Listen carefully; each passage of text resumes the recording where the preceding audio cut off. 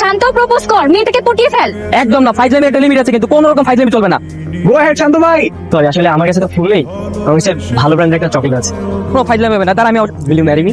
এই সব, এই এই চল। শান্ত দীপ্তির হাত ছাড়। আমি যে হাত একবার ধরেছি সে হাত ছাড়বো না। শাবাশ শান্ত ভাই। শান্ত হাত ছাড়, হলে কিন্তু ঝামেলা দিয়ে বললাম। ঝামেলা তো তুই করেছিস সবসময়।